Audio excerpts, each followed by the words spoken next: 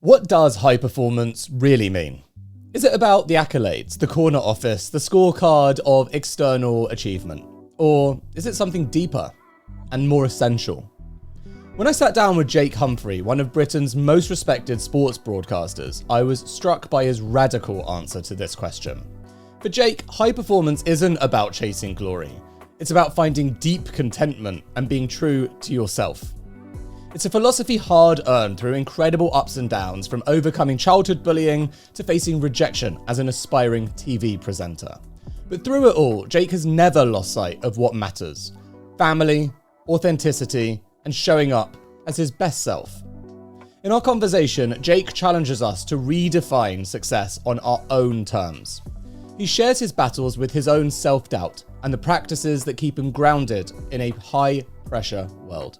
But most powerfully, he invites us to cultivate happiness from the inside out, not through grand gestures, but through daily acts of gratitude, vulnerability, and service. In a world obsessed with external markers of success, Jake reminds us that no matter how much we achieve, if we're not fulfilled on the inside, it's all for nothing. So if you're feeling overwhelmed or unsure of what success really means to you, this episode is a must listen. Jake's story is a testament to the truth that happiness isn't something you chase, it's something you choose, moment by moment, day by day. Stay tuned, my conversation with Jake Humphrey is coming up. F1? Yep. Sports Personality of the Year? Yep. FA Cup? Yep. Champions League final? Like, everything, really. London Olympics? Yeah. I'm sure I've missed out some stuff. Probably. It feels a little bit like the bucket list Yes. of what a young sports personality person would ever dream of. Yeah. And now you've got high performance podcasts, Whisper TV, lots of different identities. Who are you? I think I'm just someone that's doing their best not to fuck it up. Like, I know that some people would sit here and immediately, and I've interviewed them and so have you, they'd immediately give this amazing answer and you're like, oh my goodness, I must listen to the rest of this episode. This is incredible. And fair play to them for being able to do that. That isn't me. I always feel like I'm actually not a great storyteller, not actually great at telling people where I've been and what I've done. But I think what I can bring is just absolute total honesty, that a kid from a small village in Norfolk who messed up at school, had no redeeming features in any way, shape or form when he was in his teens, has ended up managing to do these things that you've just mentioned. And luck has a big part to play. And I think people don't talk about luck because it takes away this feeling that they've done it all themselves, but luck's vital. And there's a ancient, I think maybe Seneca, Right. one of the Stoics, they're all the same, said luck is preparation meets opportunity. Yeah, yes, I believe that. I think, when you say, what are you or who are you, I would actually say an optimist. I think that is the single biggest defining thing in my whole life, right, is that I am optimistic. No matter what's happened, I do feel that tomorrow is going to be amazing. And I actually, when things are going wrong, and I've had lots of those moments in my life, it creates a weird excitement in me where I think, I'm so glad that one's out of the way. I can't wait to see what happens next, what good stuff is around the corner. Why are you here? Why did you want to come and do a secret leaders interview? Why chat to a business audience? Why chat to me on camera? Because we chat off camera. So why do it in a formal setting? Partly because I met you and really like you. Partly because we can cut there, mate. It's fine. Leave that. End of the interview.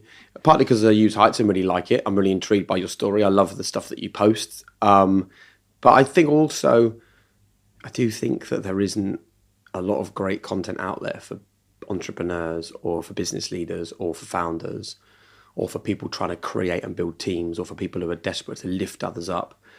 And I don't pertain to have any answers for anyone or anything. But I do think that I want people to see my story and understand that it could be theirs as well, because there is nothing remarkable or unique about it. And I get frustrated that I feel we're in this world where people are desperate to tell you how unique and remarkable they are, how they've done it on their own, how it's all, I think, nonsense. And so let's just talk about what really happens and what really goes on, and hopefully there will be some value for people. Someone at dinner last night I was with said, the sooner someone tells me their story or their version of how they see themselves, the less likely I am to believe it's true. Yeah, I think it's absolutely right. I thought that was really deep. I was like, God, that's so spot on, isn't it? Especially in the modern age, everyone's trying to continually tell you who they are. Yeah, and I suppose another reason for me wanting to come and talk to you is probably that, you know, people love to put others in a box, right? And people do put me in that sports presenter box or ex-kids TV presenter box. Not a bad box to be in. Not a bad box to be in, and a box that I loved being in for a long time, and a box that I got bored of and left, and actually weirdly have no desire to go back into that box, which I'm sure my agent will hate. But I suppose I also like the idea of having a conversation about something different, because I don't think 99.9% of the people that stop me in the street and have a conversation have any idea about who or what I am other than the guy they saw on kids TV or the guy they've seen hosting football. So there's a lot out there, as we know. You know, watch the interviews. I feel like there's a lot about what you've done. Yeah. I'm more interested in how you think you've done it. Yeah, you great. mentioned, you know, kid from Norfolk. Yeah. Bloody love Norfolk, by the way. Snap. But Still live there. yeah, but you know, I wouldn't want to live there. So Give it a go. give it a You go. never Yeah. know. All right. Thanks for the offer. My wife will be thrilled to get Yep. me out and the production back up to Bring her Norfolk. over. But one thing that I read in your, you know, in your story that actually resonated with me, something that I experienced, Yeah. bullying. You talk a lot about bullying. How do you think that that has had an impact on who you are today and how you've done what you've done? So I look at the bullies as I look at them as my collaborators really now, and definitely didn't at the time. And you've been through it yourself. I mean, it's very strange experience when we dropping their kids off at school because they love school and they dance in, and my wife loved it as well. And I still have the feeling in the pit of my stomach when I see them walk off. It just triggers how I felt as a 13, 14-year-old. That dreaded feeling of I've got to spend all day just having the shit ripped out of me. But I do believe that now, and this is a hard one for people if they're in the middle of that, you know, was it Steve Jobs that said something about connecting the dots backwards? It makes sense, going forwards it doesn't. There's loads of stuff really that when I was younger didn't really make sense to me. The bullying, losing my grandma, being fired from McDonald's, failing, all these sort of moments of, oh God. And even when I got into telly, I still keep a great big folder at home of all of the rejection letters from when I decided I wanted to be a TV presenter. And I wrote to everyone and got a no from everybody. I think it's powerful for me to turn that around to feel like these people are my collaborators, right? So that because what else could they be? If you don't think like that, you're just going to let it eat you up, right? I will hate forever that I got bullied, and I will hate forever that it still happens and it's still prevalent in school. But there's two crucial things I think that it created. One, the optimism. Like, how can you be bullied every day at school, still put your bag on, still get out of the car and still walk into school, holding back the tears, or if they do start to come, not daring to turn around to wave goodbye to your parents because you know they're going to see those tears, right? And it gets me now when I think about it. So the first thing it did was the optimism. It was like, you can only be optimistic in that situation. Maybe today will be okay. And the second thing is the resilience. I am actually and will be forever and eternally grateful that I existed in a place where every day I had to walk forwards into a fucking shitstorm and just deal with it. And I worry now that my kids don't have those shitstorms in their life, and I'm concerned about where their resilience will come from. And I worry generally about young people now. And, you know, this idea that as parents, we helicopter our kids, hover around them all the time, solving all their problems. And I talk often with Harriet, my wife, like, we can't solve that. They have to go and be upset. They have to go and have a difficult conversation. They have to go and have a shitty day. As a parent, it goes against every piece of your being that you're going to allow your kid to have that. But you have to remember what it does for you in the long run. So very hard. But what's, you know, hard for you isn't necessarily bad for you, as I've come to learn. Amazing, because you literally took away my next question, because I do find it totally fascinating, like you, as a parent. Yeah. we interviewed, similar but different people. You've got the high performers, I've got lots of billionaires, and you ask and you learn. Yeah. And, having listened to so many of your episodes, the answers are all bloody similar. It's like through some insert adversity, I learned insert some obviously incredibly valuable skill, outcome, attitude. Quite often it's the attitude. It's natural as a parent, and a lot of people come from no money, and then their parents get rich whilst they're growing up, or at least they've seen two sides. But then you're really successful, and your kids are growing up in a beautiful home, in beautiful space, with none of the stuff that you didn't have. All the stuff you didn't have at the same time. Correct, yeah. And if you know what happened to you has worked so well for you, how to reverse engineer this stuff properly for kids. But then I also think, like, there's a lot's happened to me, right? How do I know it was that? That's the challenge, isn't it? Was it the bullying? Maybe this is just who I am. Was it the early rejections in TV? Maybe it's this idea that I ended up sort of stumbling into television, and it felt natural from minute one. Well, if I'd never stumbled into television, all those early traumas and challenges would maybe be valueless, right? I also don't get myself too caught up in all of this stuff, right? Because I just think that therein lies mental health challenges, because you just have to you have to allow a bit of flow and freedom for you and for everyone else around you, which is why, like, I will never think to myself, I wish I hadn't gone to that school where I got bullied, because how do I know that the school that I did go to would be any better? I'm surrounded by messages from people wishing they'd done other things. Well, and I always say this, like, you could have got run over going to that thing that you think would have been amazing. How do you know any different? You kind of have to accept that the life that you live is this, like, lived experience, and you have to let go of the probably infinite number of other experiences that you're never going to have, and just be very relaxed about the fact that they're not yours. That's for someone else to live, or for nobody to live. And it's the same with our kids, really. This is their lived experience. We'll do everything we can to try and pass on the things that we've learned and the mistakes that we've made. But you can only control what you can control. Also, isn't the fact that we learned them and made those mistakes great as well? So how much do we pass on? I don't know. I like the consistency. It's all a mystery, mate. That's the thing. True. But I like that you're like the consistency. The one thing I'm sure of that has got me here is Norfolk. So the kids are growing up there. Exactly. There's one thing you can't take out of me. It's not my love of Norfolk, and that's where they are. Yeah. Is there some reason that ties you back there? It's quite unusual. It is quite unusual. Yeah. Like I said, honestly, Norfolk's one of my favourite places. Full stop. I think it's amazing. Yeah. However, big demanding career in TV, etc., does not mean you live in Norfolk. I mean, maybe Manchester is a push because it's convenient, but London. Yeah. So how come? I think it's a realization that when you have kids, you become the least important person in that family, right? So we lived in London when I worked in TV. I worked in Formula One. We had to live in London at the time. I went to London when I was 21. So I was doing my work experience at a TV channel after messing up my A-levels, got a job. And this guy said to me, you should make a show reel. And I had no concept of what a show reel was. I didn't have... Just take your clothes off. And dance around. I had no idea of, like, a TV presenter's career or life. It wasn't a thing that I was aspiring to. But he said, you're good at this presenting, which I was doing kind of ad hoc because I had no money to pay presenters. So I made a show reel, went to London, and that's how I ended up getting a load of rejection letters, then getting a break and ending up on kids' TV. And then when I landed the Formula One job, I needed to be near Heathrow Airport. So that was important. We then had Florence, our first child, and we were talking then about going back to Norfolk.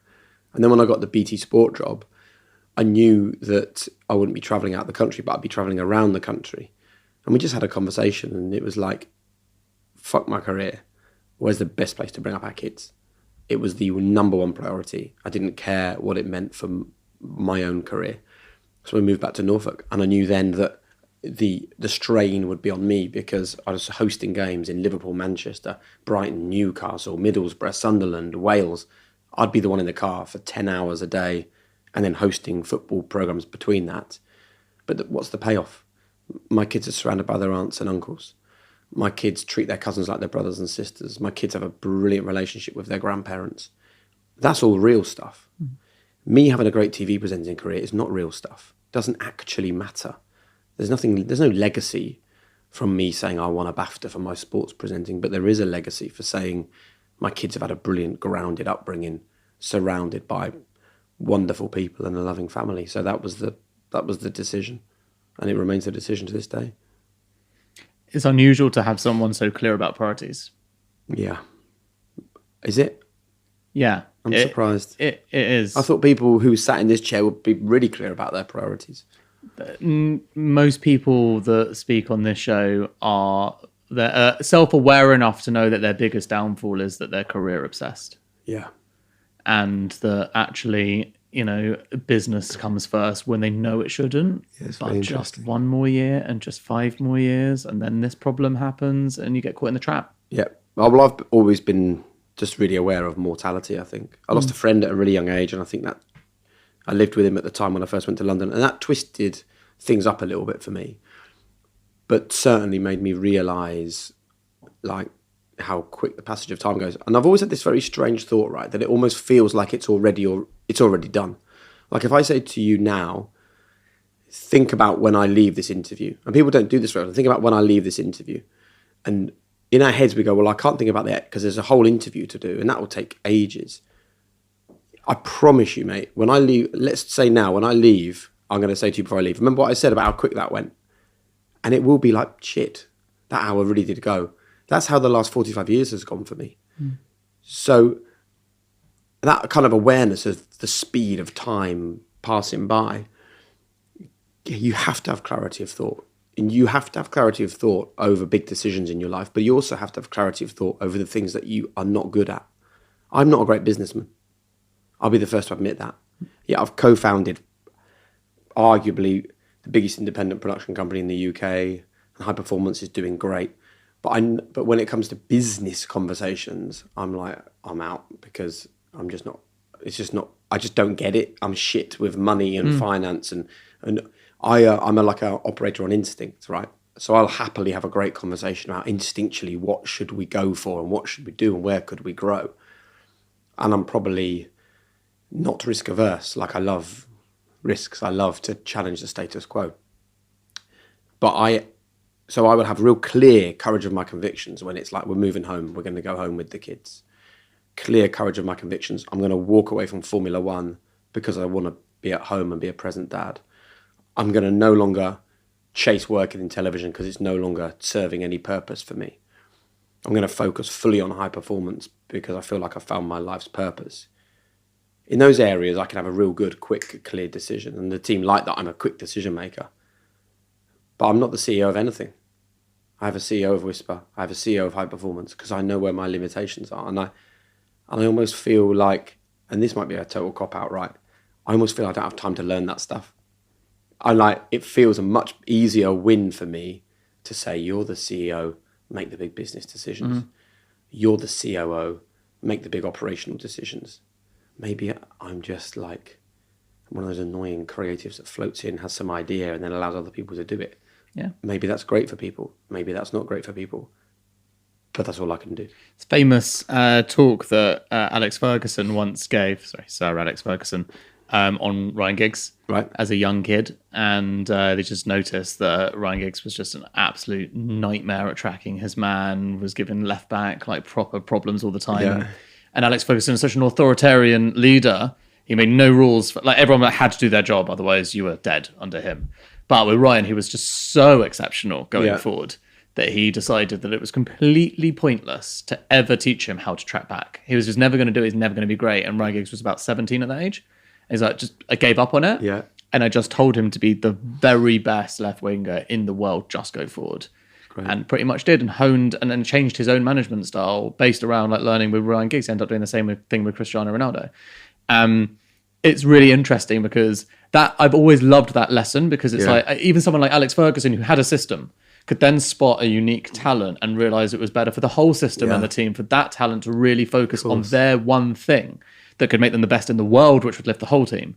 And when I hear you say that, it creates really good self-awareness. Like, I'm not the CEO of anything. And actually, do I have time to learn? I don't know. But I think the point is, I'm going to be going from a 2 to a 5. Yeah.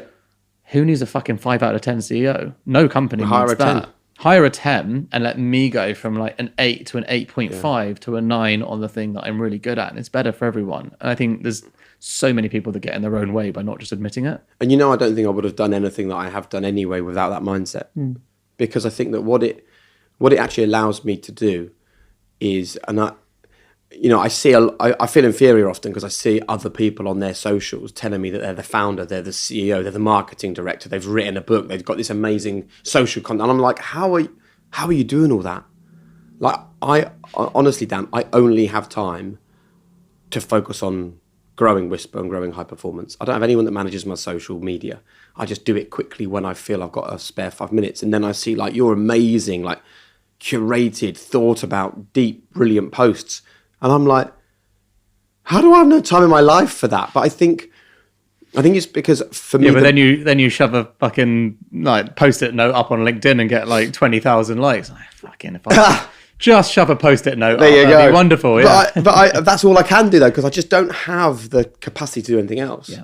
And I think that that's that understanding that I am not. I honestly don't think I'm an expert in anything.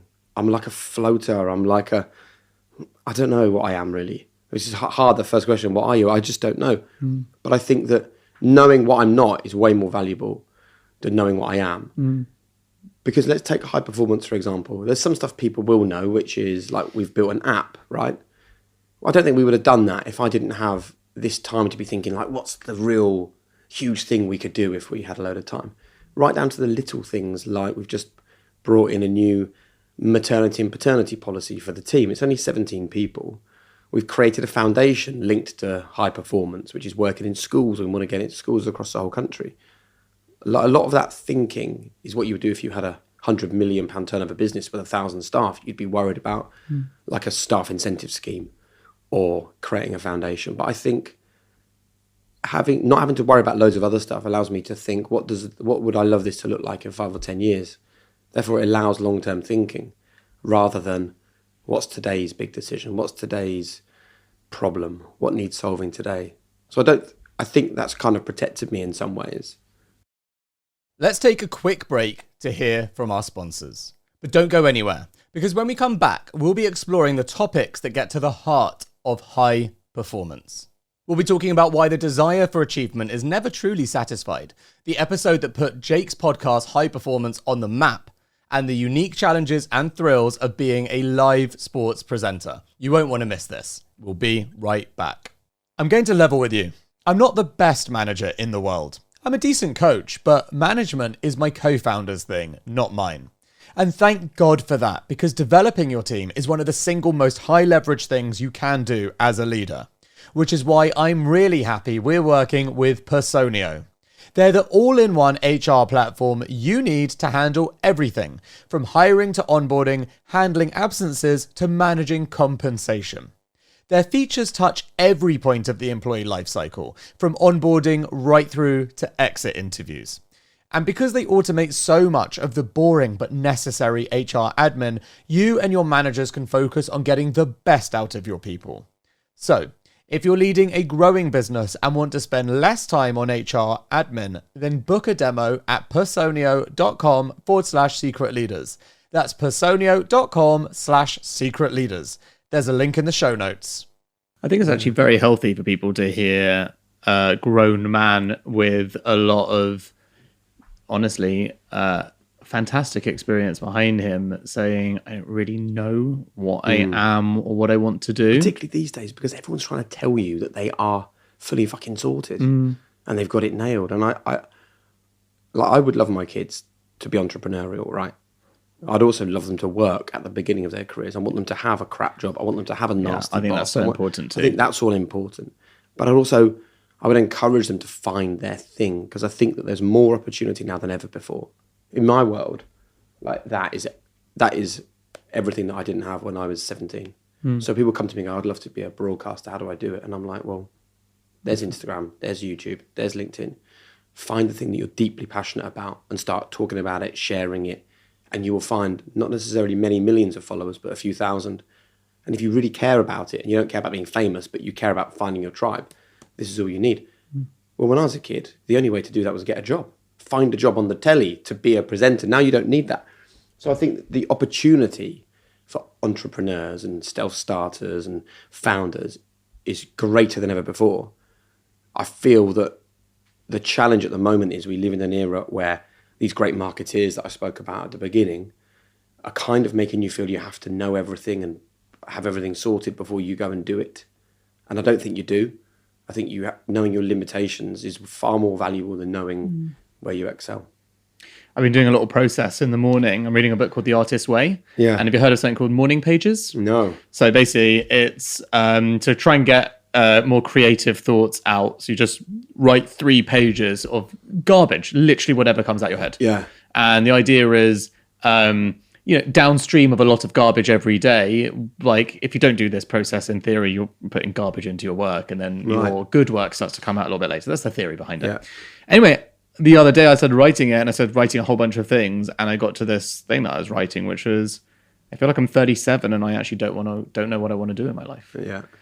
I was like, it's so weird. It's great. It's weird. I like wrote it down and I was like, where does that come from? That must be a real thing because I wrote it down, but like how interesting that just came out. Do you disagree of my head. with what came out your head then? No, not necessarily. I really enjoy everything I do and I feel like I'm really lucky. Yeah. But I wonder often, like, how is one meant to know that what they're doing is the thing that they're meant to be doing? Does it matter? No, great question. I don't think it matters. Yeah. Like, again, that same thing. We get wrapped up worrying about all the things that we're not doing and lose sight of the things that we are doing. Who's to say that what I was meant to be, a TV presenter that turned into a podcast that set up a couple of businesses?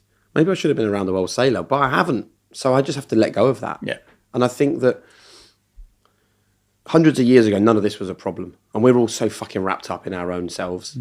Like, I really feel that. Like, we were just surviving a few hundred years ago. We were just scrapping for the next meal or trying to find our place in the pecking order so we didn't get our head chopped off or whatever.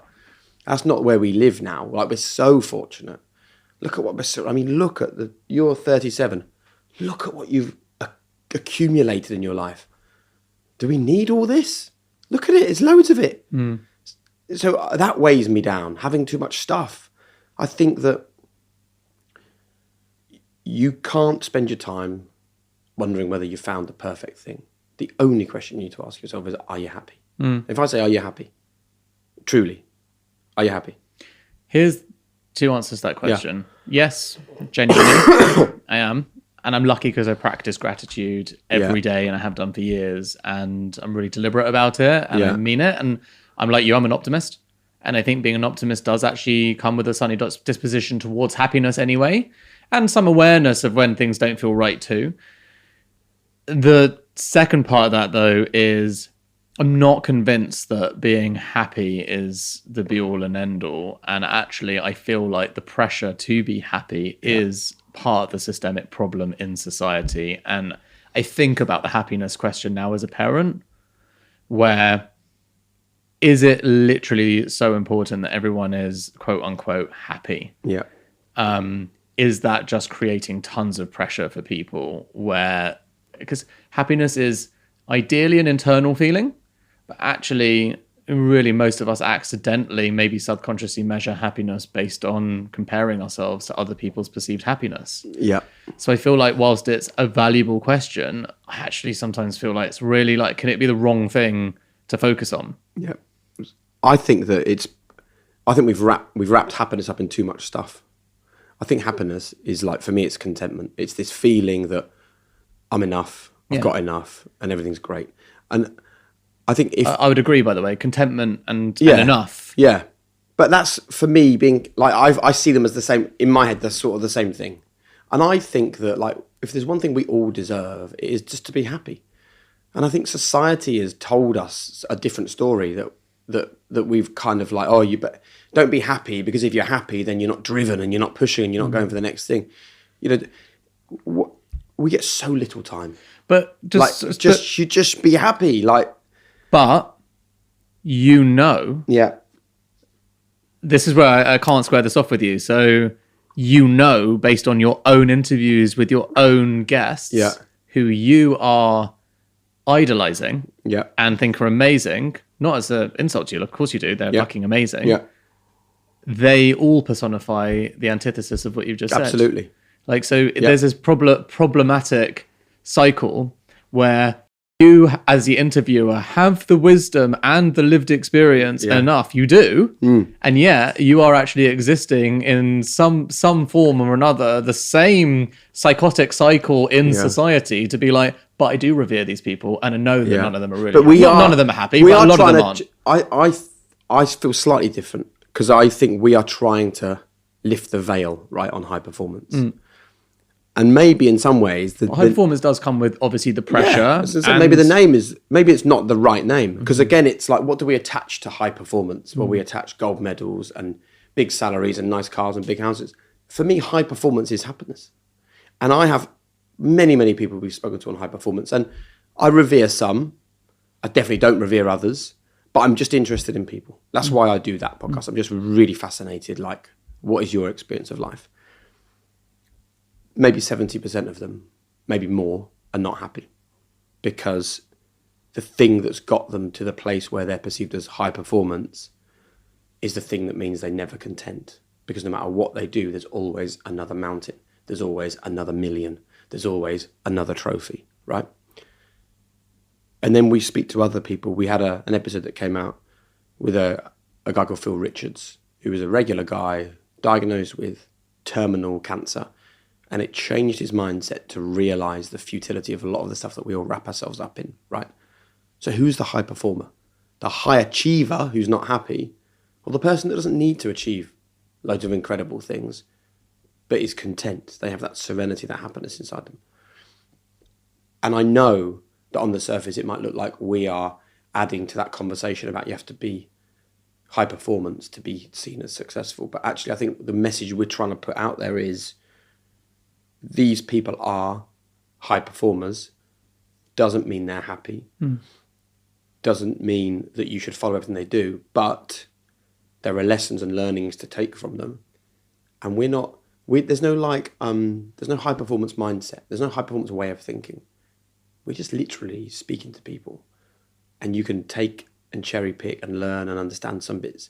You can totally disregard other bits. And there are some guests I vehemently disagree with, but I never get into a deep debate with them about what I disagree with, because that's not what the platform's there for. It's there for other people listening to decide what they do or don't agree with.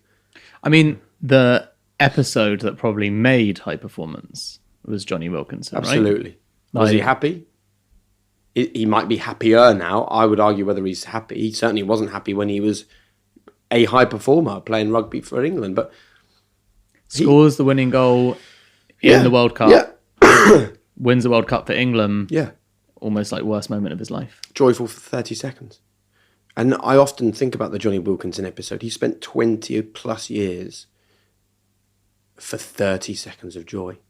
Is that a good payoff?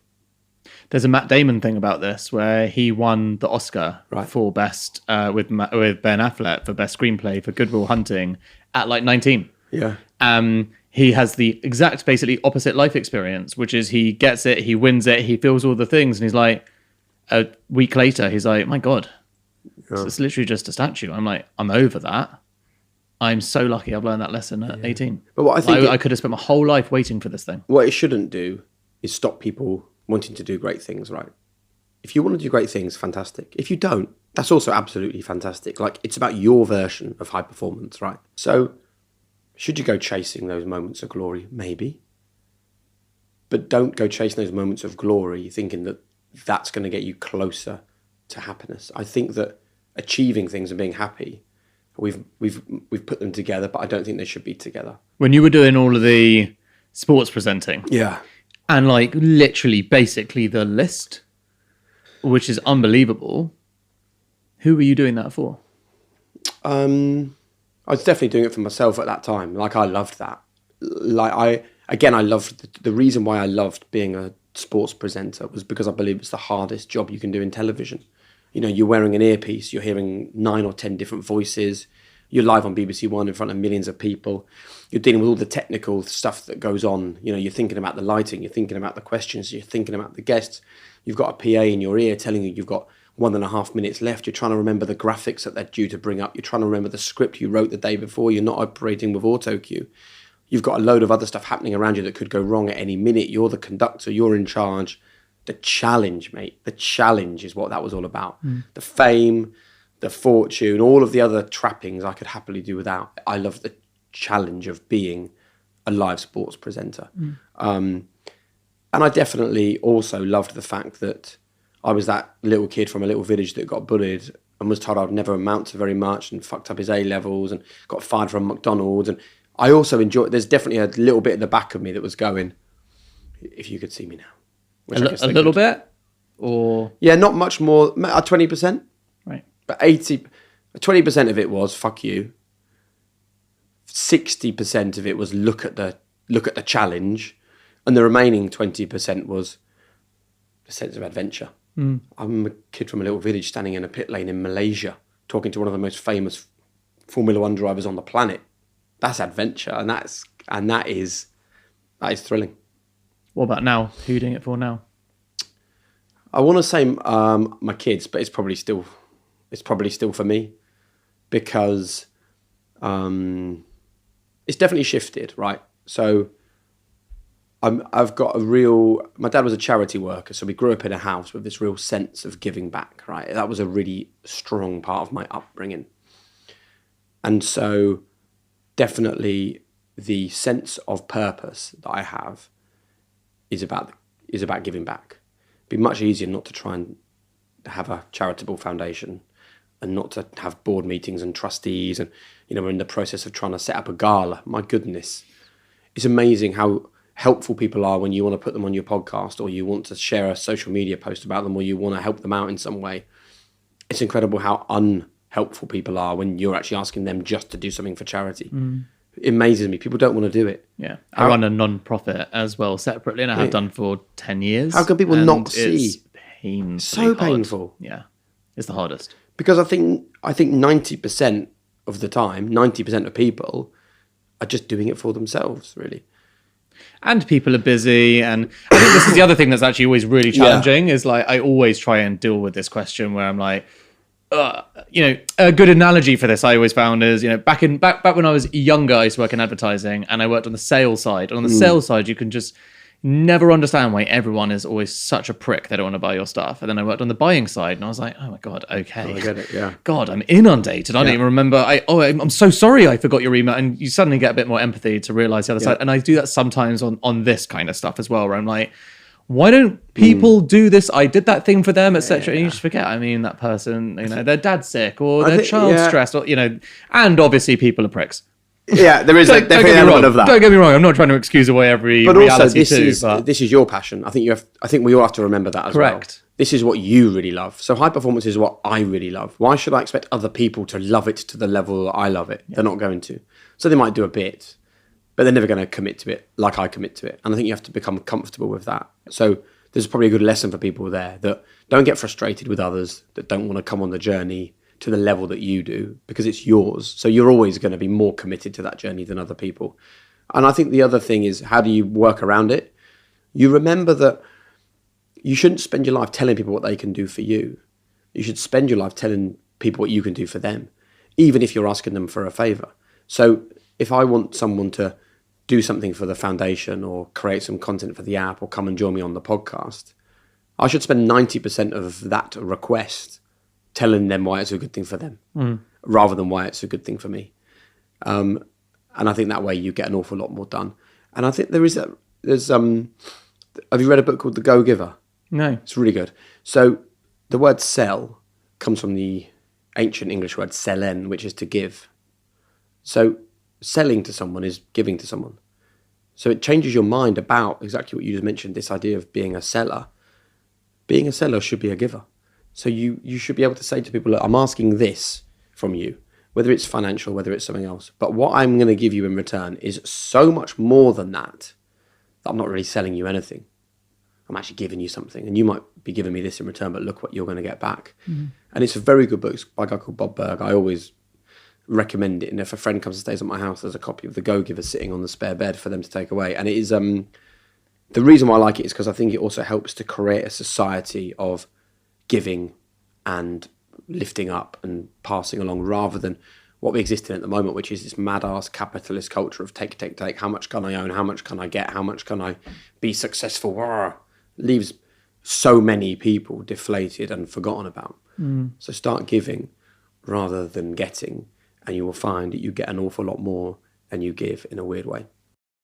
We're going to take a quick break, but when we come back, Jake will share how he changed his perspective on his childhood bullies, his unique approach to building an all-star team, and the surprising challenges he still faces as a leader. We'll be right back with more from Jake Humphrey. Are you building a SaaS or venture-backed business? Or are you just trying to grow internationally? Well, if potential customers or investors haven't already asked you about ISO 27001, SOC 2, or GDPR compliance, they probably will soon. Achieving compliance can unlock major growth for your company, but the process is often time-intensive and costly. This is where our partner, Vanta, can help. Vanta automates up to 90% of compliance work, getting you audit ready in weeks instead of months and saving you significant costs.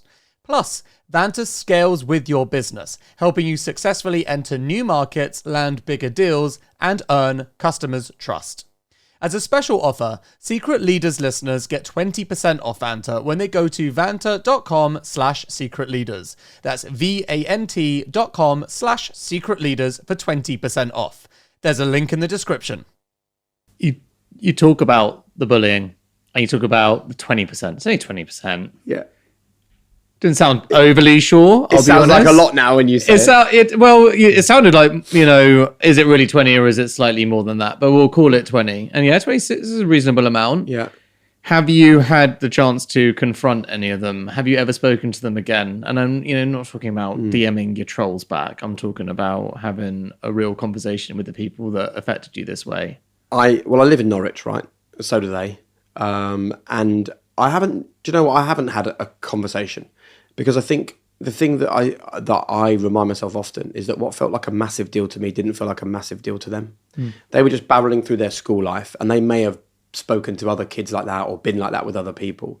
It felt really hugely personal to me. But that's me, really. And I honestly think if I said to them, this happened and it made me feel like this, I honestly think they would be shocked. And the other reason not to talk about it is I remember speaking on the podcast with Rangan Chatterjee, who said if you'd lived the life they'd lived, you would act in the same way that they'd acted. And that was really good for me. Because, I probably, I came from a really understanding, empathetic household, but not everyone comes from that. When I was being bullied, I remember my form teacher, Mr. Pugh, saying to my parents, I think the reason why this is happening is because, Jake's, he's really plugged in emotionally to the other kids in the class. He has a real emotional intelligence that other boys at 13 or 14 just simply don't have. So therefore he's a bit of a target. Mate, that emotional intelligence is exactly why I'm sitting here talking to you now, I think. So I can't wish it hadn't happened because I'd be wishing that I was a different person and then I'm changing the entire story of my life. So I'm totally cool now with the fact that went on. I know that it wasn't horrendous and especially malicious. It was kids doing what they shouldn't have done. But it was also a big deal for me, not a big deal for them. And what's the point holding on to it? The best thing I can do is feel grateful for the lessons that it taught me. And I think I've got to that point. It's taken a long time, but I'm there. Because the interesting thing about trauma, and these things, I read a brilliant book, we'll go on for you, The Body Keeps the Score. Nice. It's amazing. It's about trauma. And it talks about big T trauma and little T trauma. Yeah. Big T trauma is like, my dad died. And, it deeply affected me. I had depression, all of these things. It's a big T trauma. And as a man, I see that as a traumatic experience I can accept that I had and I get. And therefore, no other traumas in my life. But then it talks about little T traumas. And actually, there's a lot of little T traumas that people have, and men especially brush them under or never deal with them, is the point. So the point is not to ignore that they happen, not to say, I'm fine, my dad died, and other than that, nothing happened to me. Of course it did.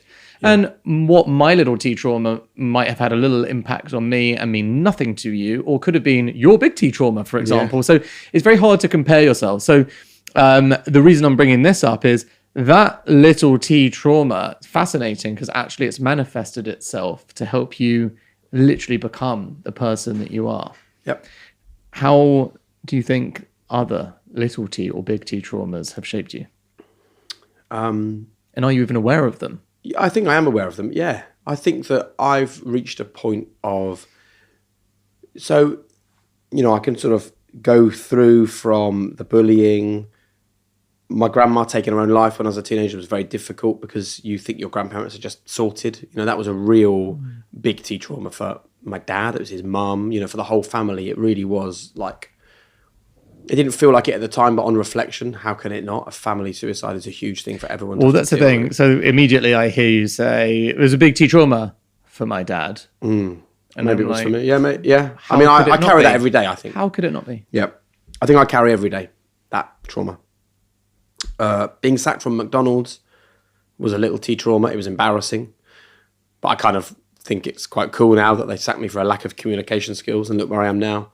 Each of those little letters from people telling me that you're not going to make it in television, each one would have been a little, very, very little T trauma, but great little injection of, come on, let's make this happen. I remember going all the way to London to audition for Blue Peter, got down to the final 4. I thought I was going to make it. I didn't. I remember the next day they wrote to me and said, it's not you, and here's your show reel back. That was like, ow, a little T. And then, I had a sort of a real mental health breakdown when I first went to London. And I think I was just overwhelmed with going to London, working in telly, leaving home, buying my first flat. It was total overwhelm. And I went to therapy and it was great. And all of these moments now I'm able to reflect on as really important moments that have shaped what I am and who I am. And I wish some of them hadn't happened, but I'm also still able to be grateful for what I learned from those things. Talking about high performance or a crossover with leadership, because it's interesting how you were just defining it. You're like, well, maybe it's the wrong word. I suppose, I'm thinking about it this way. What don't you like about leadership? So you said you're not a good CEO, you're not good at that. Understood a little bit about what you are good at. It sounds like empathy, communication, hiring. Yeah. What are you bad at, and what don't you enjoy at all? What don't you appreciate about leadership? I'm not great at difficult conversations. I'm always treading carefully around those, and I and my way through them, which I think then gives people this idea that I'm not very sure or very confident about it, and I need to work much harder at saying this is what I think and this is why I think it. And I feel I'm getting better at that, and I think that's something that comes with age. I was definitely poor at that at the beginning. I think I'm also.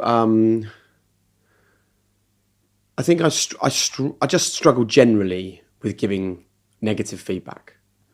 I'm really good at trying to say, this is where we could improve. This is what we could do better. Have we thought about doing this? Have we thought about doing that? I just worry so much about upsetting people by saying I thought this was rubbish. And I can't even imagine like the look on their, like when I'm thinking about it in my head before I have the conversation, the look on their face when I say, look, this is going to be a hard conversation. I can't even deal with that. And I know it's a weakness of mine, but it's also a weakness of mine that I'm not that interested in solving and getting better at, because, again, I don't want to have those conversations because I don't like them. There are other people that are happy to have those conversations. I'd much rather have those people working with me. And listen, call me a wimp, right? That's fine. I'd rather be a positive wimp than I've seen a lot of people that are the total opposite. It's interesting, and that's because fine to be not great at stuff. Oh, of course it is. I completely agree. My challenge to you there is, but life is about doing hard things as well. Yeah. And there's a great quote. I just shared it in another interview with actually a guy called Charles Duhigg, who wrote Super Communicators. Yeah. Won the the prize he's got on his shelf at home, like the greatest literary prize you can ever win. Yeah. You're the Pulitzer. Yes. So he, obviously great, lots of fascinating insights on communication. But I was saying to him something I came across from Adam Grant, which was, I'm giving you this feedback. I'm giving you this difficult feedback because disagreeable giver. Yeah. Is that what he called it? Yeah. I have high expectations of you, and I expect you to reach them because I know that you can. Yeah. Which really reframes the whole thing. Yeah, but I'd still be shit at that. What else do I not like about leadership?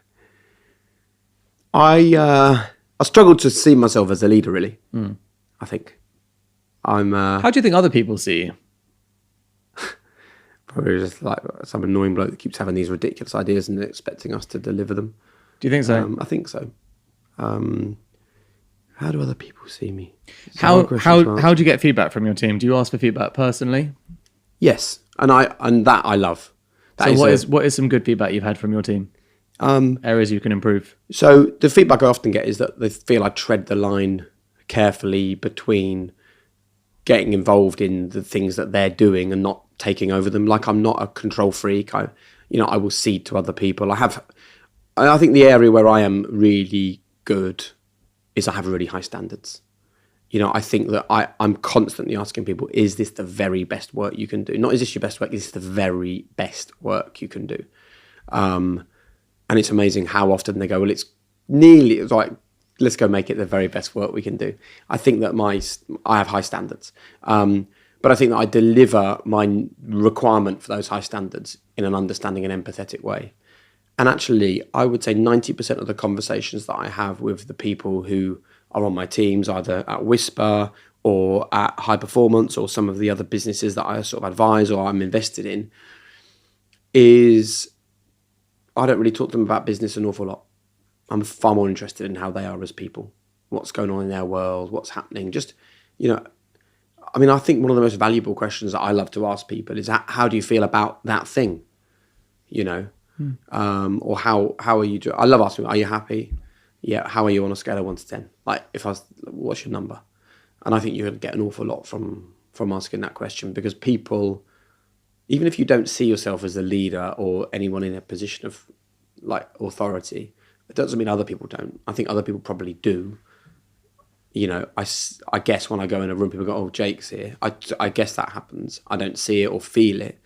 But then I think I have to be aware enough to realise that will mean the answers I get are not necessarily the answers that are true, but the answers that people want me to hear. So I think it's always good to ask a couple of times over, like, what's really happening?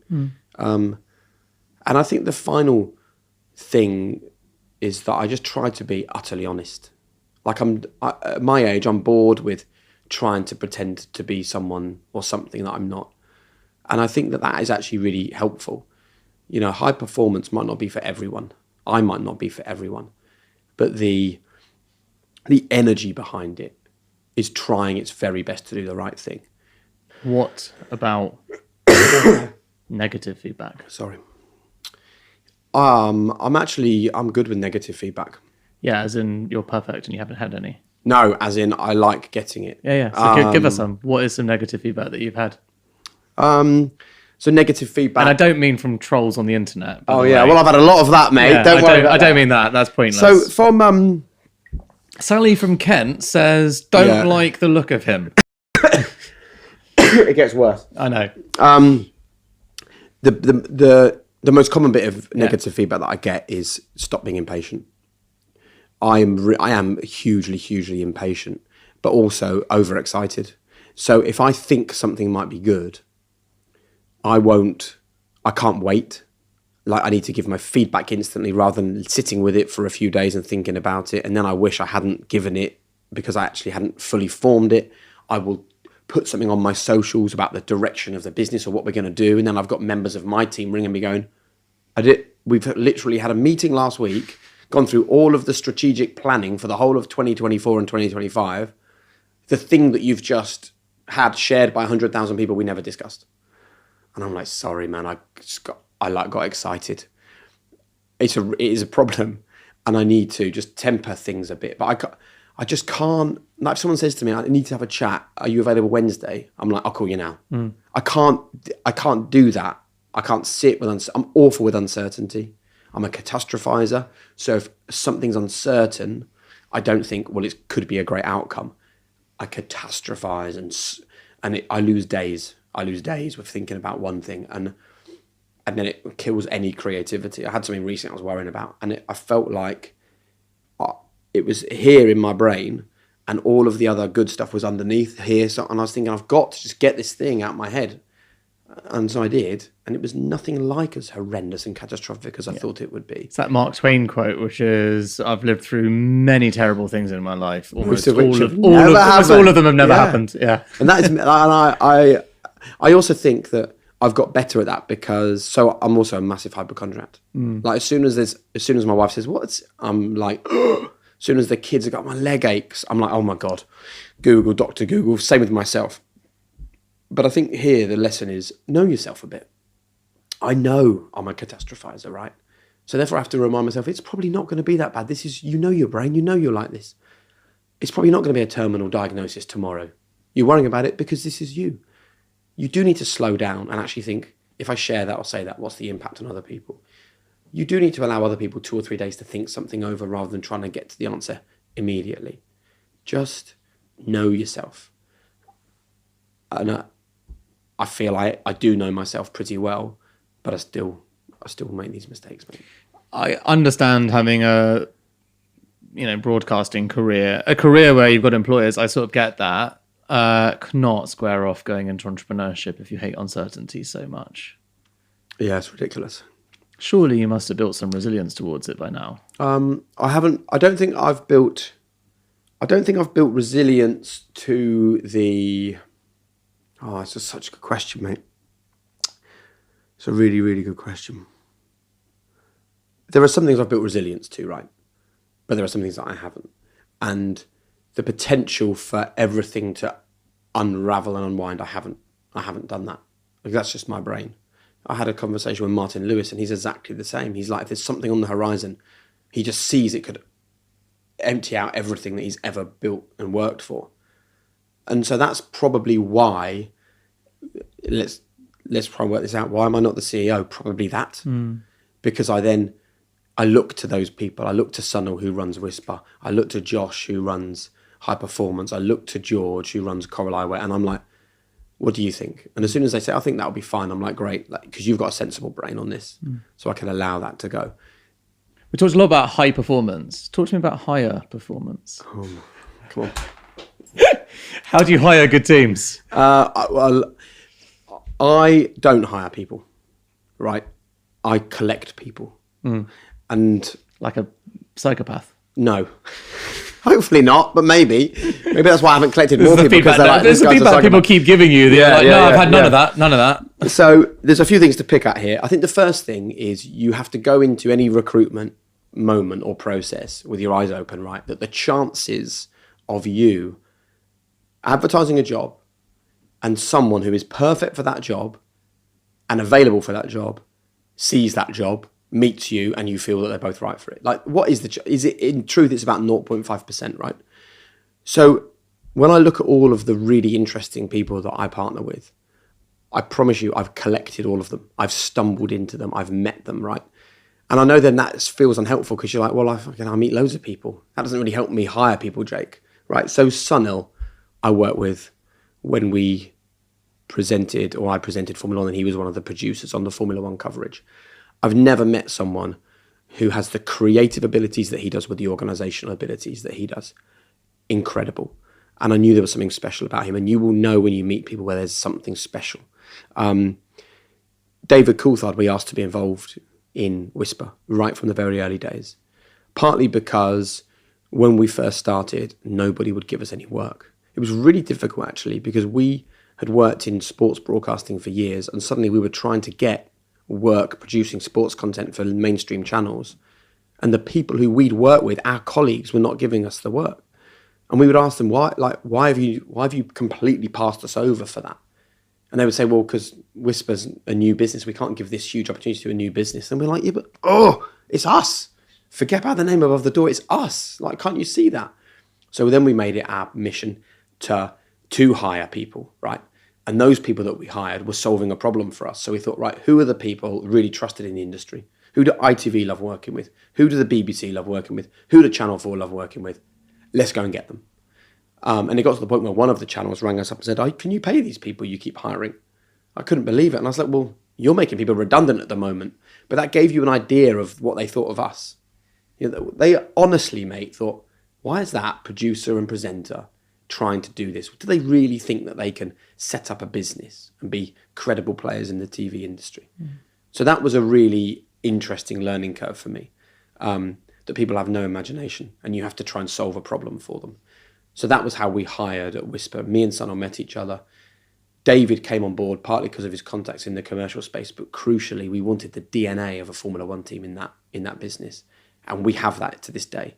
There is not a single production company in the UK that runs itself like us, where you have to wear the Whisper uniform like you're a member of a Formula One team, where we focus on marginal gains, where we just make shit happen all the time, where we think massive, big, huge, like totally out there, and then find a way to make it happen. Marginal gains is massive in Whisper. So he was really important for us. So that's how we hire in Whisper, because in some ways you're hiring for skill, right, in that world. If I think about how I hire for the things that I want to do, like high performance. High performance is a great example, right?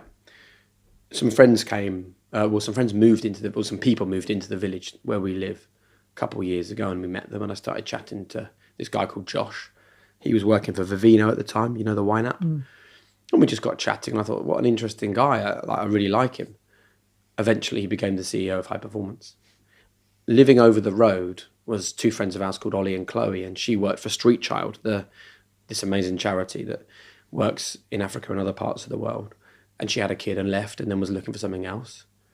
And I was like, I think you're fantastic. Let's think about creating a foundation. My wife went to school with this girl called Hannah, who worked at a local school in Norwich. And I was looking for my first ever EA. And I chatted to Hannah, and Harriet was a bit like, oh, this is like a friend, like one of her best friends, and she's going to know what we're earning and what our bank account should do. You know, it's quite personal. Should it be someone else? But I was like, no, I got a feeling about Hannah. I think she's great. She's no longer my EA. She's now the chief operating officer of High Performance. Will, who's the chief creative officer of High Performance, worked for my agency. There was loads of people working for my agency, but there was something about this guy. I thought, yeah, I really like his attention to detail and his ability to get stuff done. And then I was on holiday last week, and I met someone who I won't say his name because I've decided I'm going to try and hire him if I can, because we spoke on a level, and partly this is really unhelpful, right? Because you can't just say, well, meet people, if you like them, hire them. That's not what I'm saying.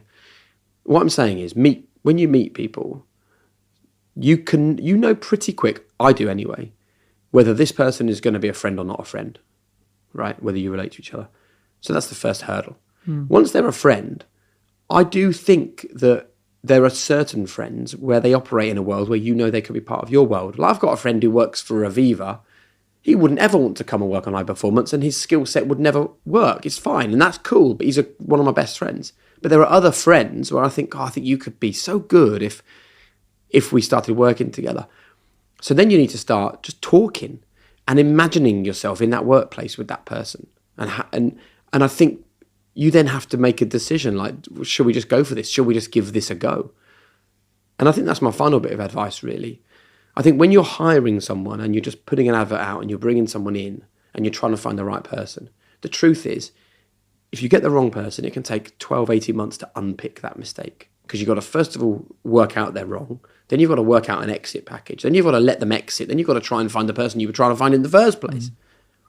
Well, why can't that probationary period, if let's call it that, why can't that be while you're mates? Why can't you just start meeting people, chatting? Do you want to do, maybe let's go for dinner, let's chat about it. And you get to a point where you know it's not going to be a mistake to bring that person into the business.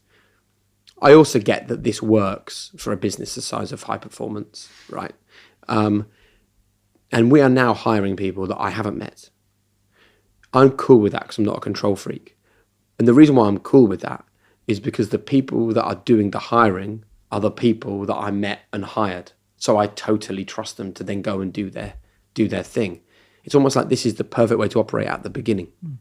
Because then if you get that core team right, you can actually trust that they're gonna go and bring in the right kind of people. And trust is actually the most important thing to figure out at the beginning. You do need skills, but skills can be learned. But attitude and trust, which are things I completely agree. You will learn those things by becoming friends with them. Attitude over ability. Yeah.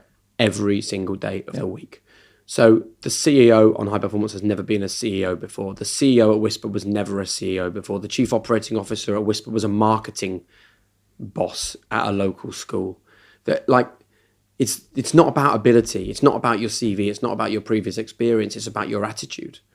And that, if there's one thing that you need to be hiring for, it's attitude. At the level of high performance, the kind of guests you have, Yeah. always on schedule, cadence, etc. Do you worry like how to keep really high quality content going there? I don't actually, because I feel that we've only scratched the surface. There are so many interesting people with so many fascinating stories.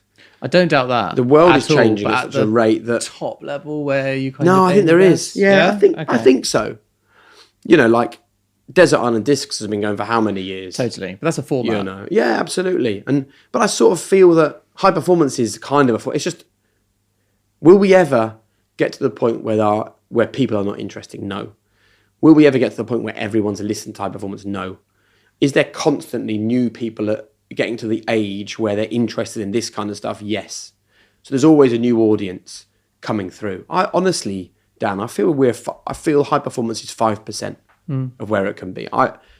In 10 years' time, I want it to be a globally known performance brand that is in your hand every day, on the app, genuinely getting you closer to high performance, not just with content, but with tools and tips and techniques and things that you can do. I want people to be watching it anywhere in the world on YouTube saying this is the most fascinating, deep insight into human beings I've ever seen. I want people across the world taking part in physical activity events. I want kids in every school having an hour of high performance lessons every week where they see the conversations on the podcast. I want to create a whole generation of resilient, determined, mindful, thoughtful, well-rounded and balanced young people, or to help create those people. I'm hugely excited for it. And the only thing that will stop it is if I run out of energy, I guess, I was going to ask that. Like, fast forward 5 years and high performance is no more. Why? Because we made mistakes, I guess. I struggle to see that because I think that even if all of the grand moonshots that I'd love to do don't come off, high performance will be there. Like high performance, I want to be having these conversations, even if they're less often, even if they're twice a month, and I do a day's work a month. In my 70s, man, I want to be having these conversations with people because I'm hoping that, I have a real... I always find it strange when people don't have an interest in other human beings, right? And so I hope that in my 70s, I still have that interest in what makes people tick and why they do things and how they do it and when and where.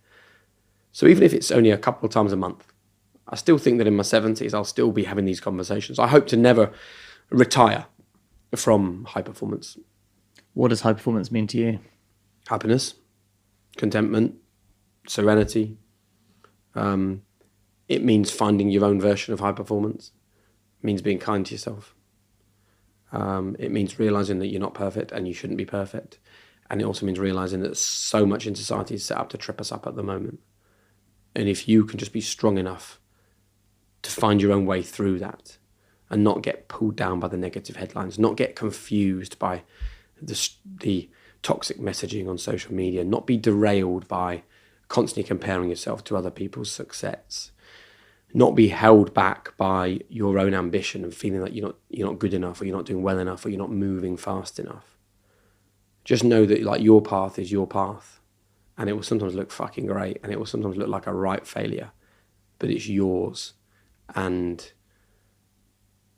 you'll be fine. That is high performance for me. Sorry, it's not one word. Thank you, Jake. That was awesome. Thank you, mate. I really enjoyed it. It was a nice chat.